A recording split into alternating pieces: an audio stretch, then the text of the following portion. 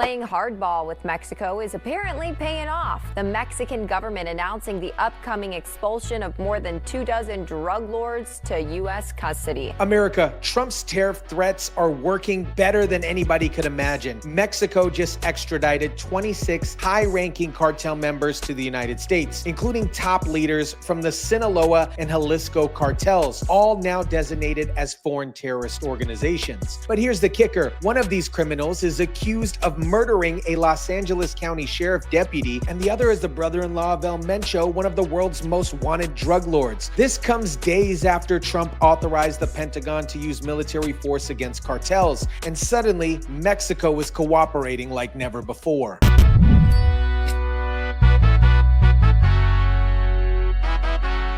Mexico has extradited 26 high-ranking cartel members, including top leaders from the Sinaloa, Jalisco, and Noreste cartels to the U.S.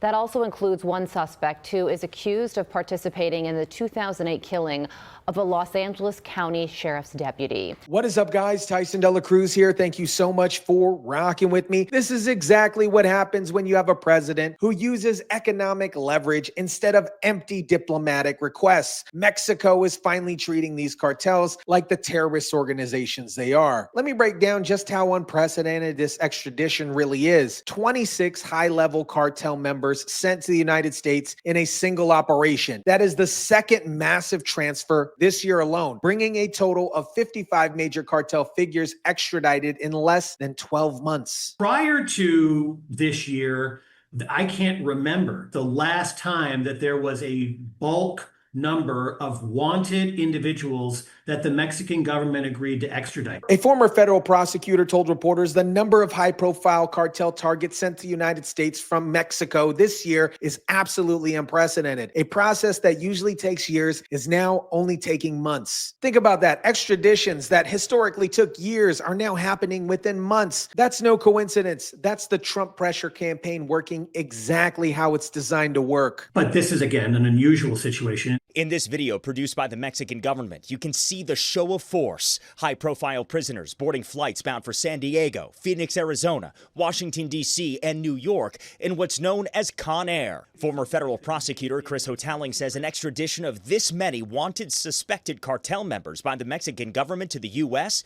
is unprecedented. These aren't street-level dealers either. We're talking about figures aligned with the Jalisco New Generation cartel and the Sinaloa cartel, the two most powerful and violent criminal organizations in Mexico. They were wanted by American authorities for drug trafficking, murder, and organized crime. The operation involved nearly 1,000 law enforcement officers, 90 vehicles, and a dozen of military aircrafts. Mexico deployed their entire security apparatus to make this happen, showing just how serious, or maybe playing serious, they're taking Trump's threats. Now let me tell you about some of the specific criminals Mexico just handed over. One suspect is accused of participating in a 2008 killing of a Los Angeles County Sheriff deputy. For 17 years, this cop killer has been living in Mexico while the deputy's family wanted justice. Attorney General Pam Bondi said it perfectly. These 26 men have all played a role in bringing violence and drugs to American shores. Under this Department of Justice, they will face severe consequences for their crimes against this country. But here's the most significant catch. Among the extradited is Abigail Gonzalez Valencia, also known as El Cuini, who is the brother-in-law of the Jalisco New Generation cartel leader, also known as El Mencho. 26 wanted drug fugitives, including top cartel leaders,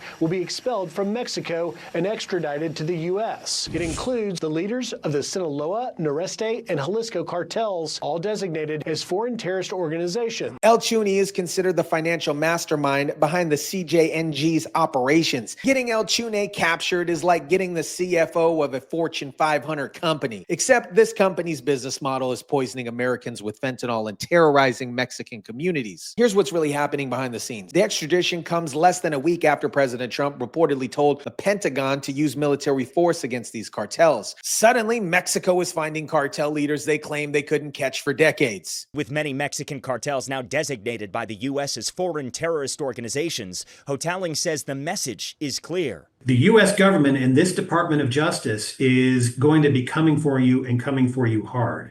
The announcement from Mexico came less than a week after President Trump reportedly told the Pentagon to use military force against the cartel. As one expert explained, the Mexican government is now cooperating with the United States government because it doesn't want U.S. forces going into Mexico to take care of the cartels. That's exactly right. Mexico would rather hand over these criminals than face economic consequences of the Trump tariff threats or possibly a U.S. military intervention. Defense Secretary Pete Hegseth wouldn't confirm the president's order, but he told Fox News the U.S. military is taking a more active role in the war on drugs. When given the opportunity, when it makes sense at the directive of the president, we will take action to defend the American people. Mexican President Claudia Sheinbaum claims that this was sovereign decisions. But let's be real about this. This move comes as she's facing mounting pressure from the Trump administration to crack down on cartels and fentanyl production. Just 2 weeks ago, Trump and Sheinbaum agreed to give their teams another 90 days to negotiate to avoid threatening 30% tariffs on imports from Mexico. Guess what happened during those negotiations? Suddenly, 26 cartel leaders are on planes to American prisons. We can say that in all these cases, the cases of extradition or the transfer of these members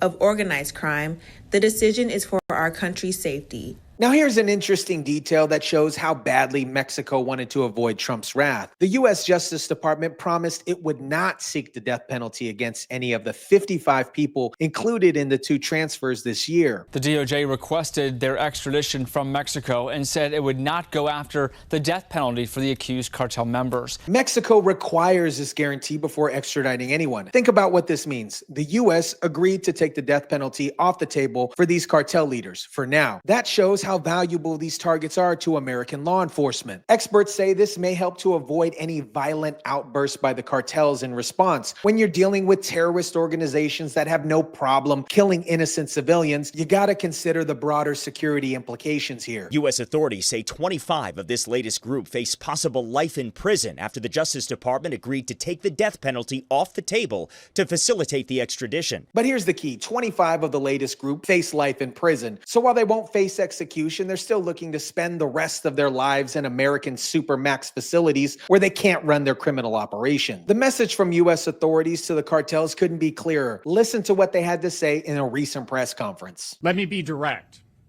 To the leaders of the Sinaloa cartel, you are no longer the hunters.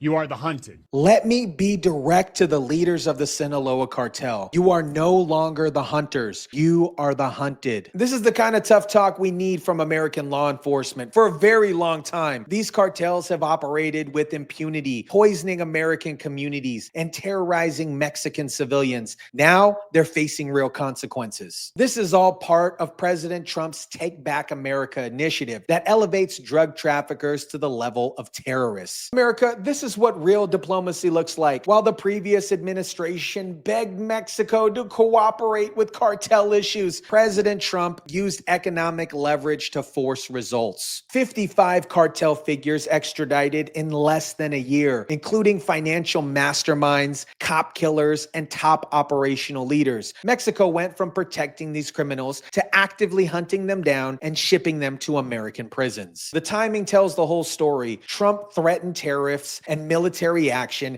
and suddenly Mexico finds cartel leaders they claim they couldn't catch for decades. That's not a coincidence. That's effective negotiation. These cartels have been poisoning American communities with fentanyl, murdering American law enforcement officers, and terrorizing both sides of the border. Now they're facing life sentences in American supermax prisons where they belong. The message is clear. You are no longer the hunters. You are the hunted. When you attack Americans, when you poison our communities, when you murder our law enforcement, there will be consequences. In my opinion, this is what happens when you have a president who uses America's economic power to protect American lives instead of just making empty diplomatic requests. Let me know what you guys think about this. Drop it down in the comments section down below. Smash the like button if you kindly would. Share, subscribe, and as always, guys, I'll catch you on the next one.